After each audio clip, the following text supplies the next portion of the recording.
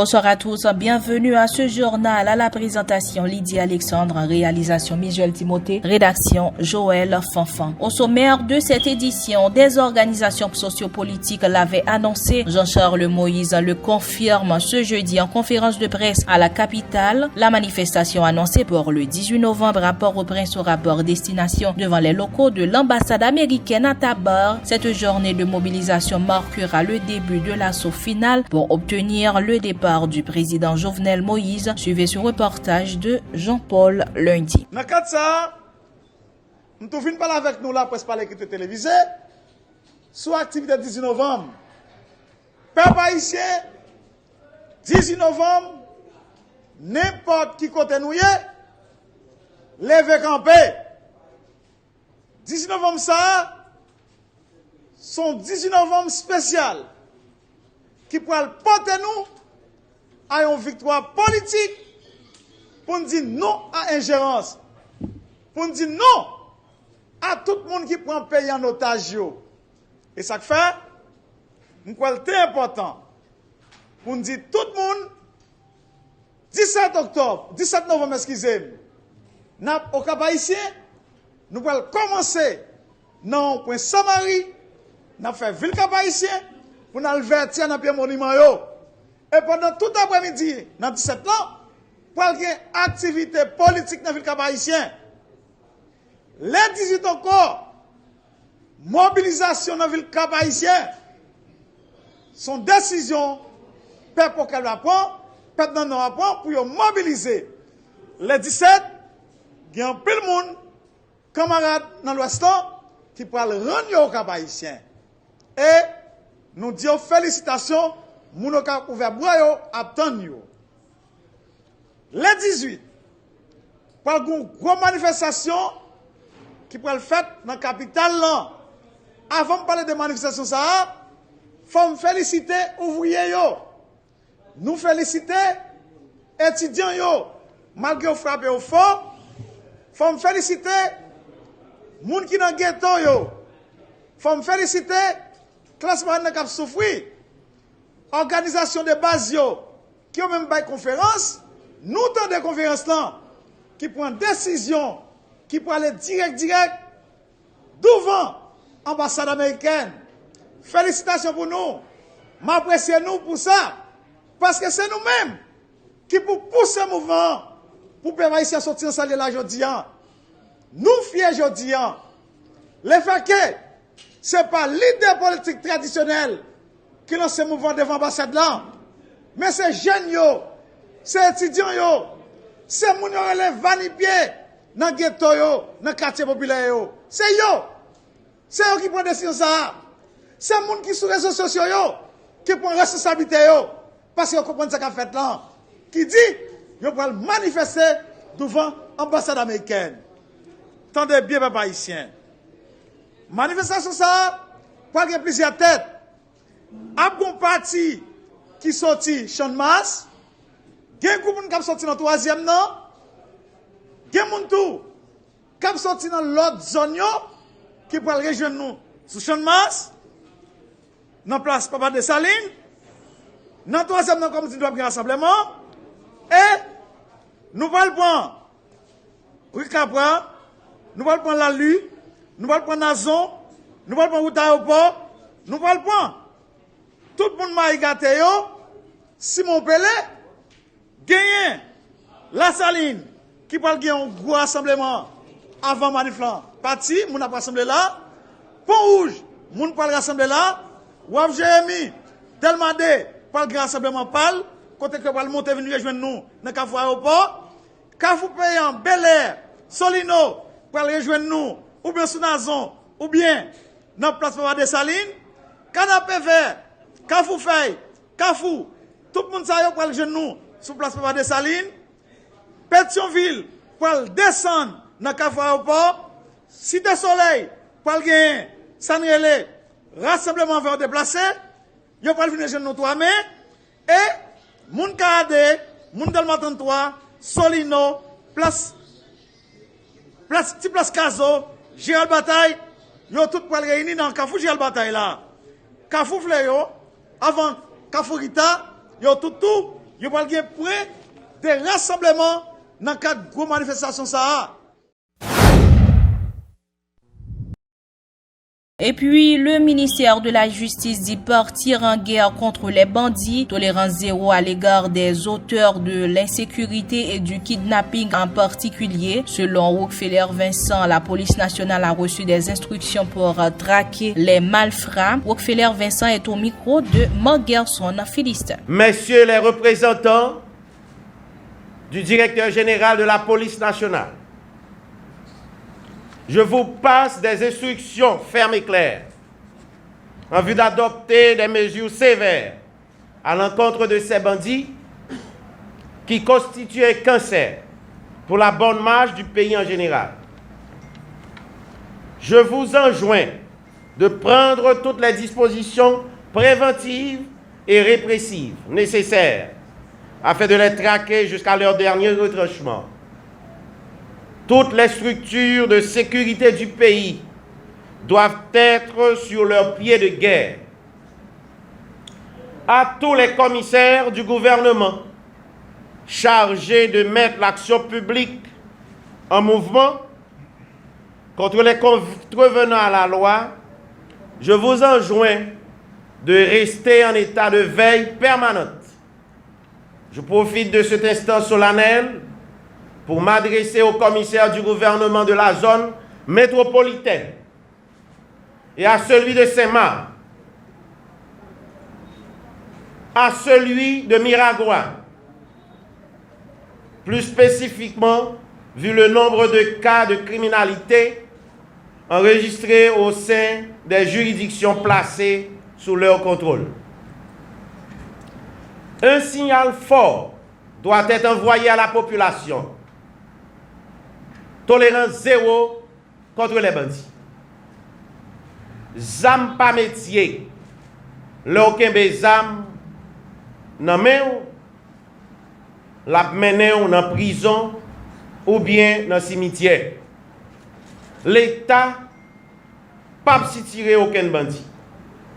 Par ailleurs, en ma qualité de ministre de la Justice et de la Sécurité publique, et père de famille à la fois, je demande aux parents d'exercer leur droit de garde sur leurs enfants mineurs et de veiller aux fréquentations de leurs adolescents.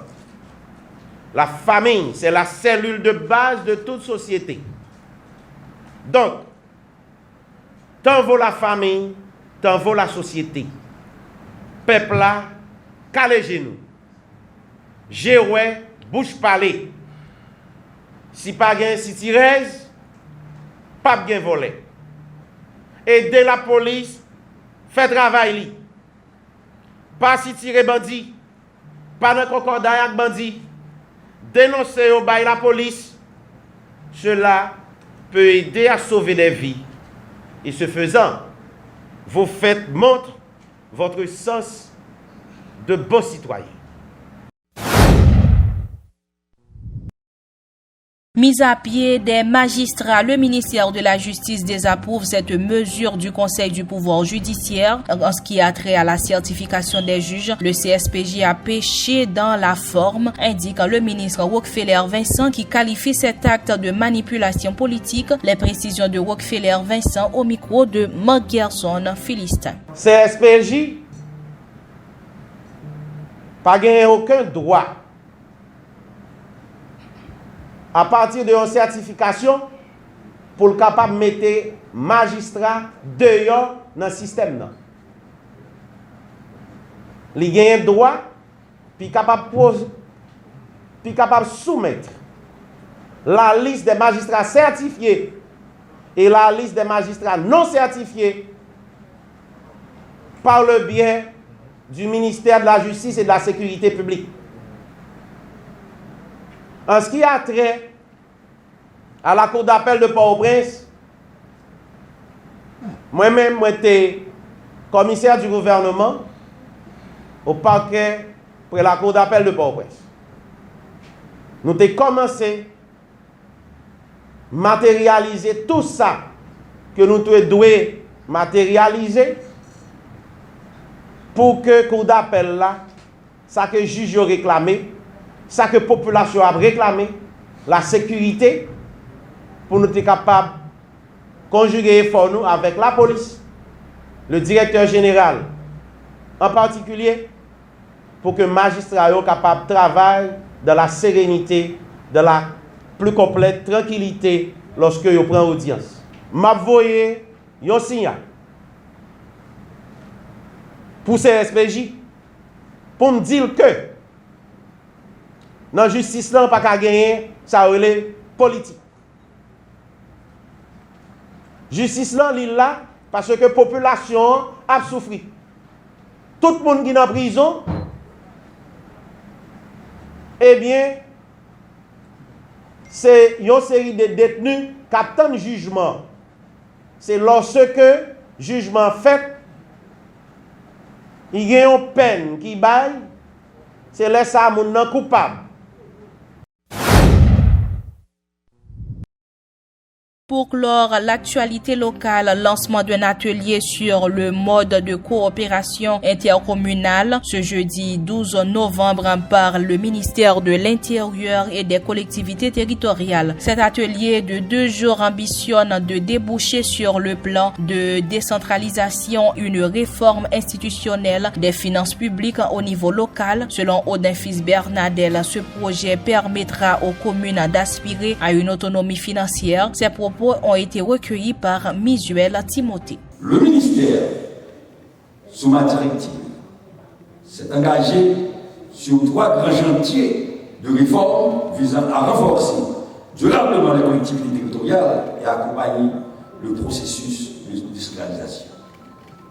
Tout d'abord, une réforme institutionnelle visant à clarifier le cadre de gestion des collectivités territoriales, une réforme financière visant à établir l'autonomie financière des collectivités et enfin une réforme de la fonction publique territoriale visant à doter les collectivités territoriales d'un personnel stable et qualifié au service de la population locale. Partie intégrante de la réforme institutionnelle des collectivités territoriales, la réforme de l'intercommunalité répond à l'impérieuse nécessité de définir des modalités innovantes pour une exploitation stratégique des moyens et des ressources locales disponibles, mais également pour accompagner l'évolution des dynamiques territoriales liées à l'urbanisation croissante que connaissent actuellement nos bourgs et nos villes. Cet atelier dont j'ai l'honneur de présider au lancement correspond à une étape importante dans la définition des futures politiques publiques de l'État haïtien, dans l'organisation et la gestion de son territoire. C'est l'occasion pour nous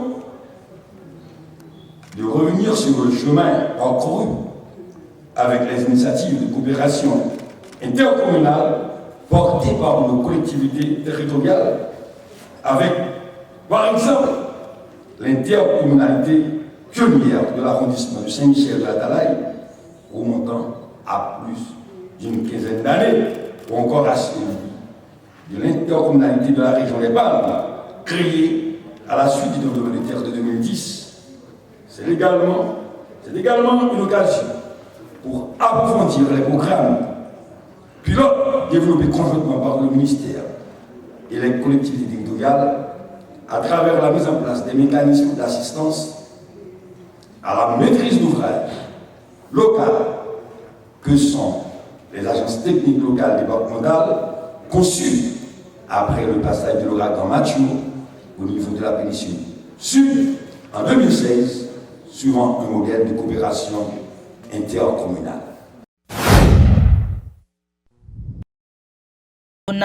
Et puis dans l'international, la légende du football argentin Diego Maradona a quitté l'hôpital 8 jours après avoir été opéré d'un hématome au cerveau. L'ancien capitaine argentin, vainqueur de la Coupe du Monde, est sorti en ambulance sans faire aucune déclaration.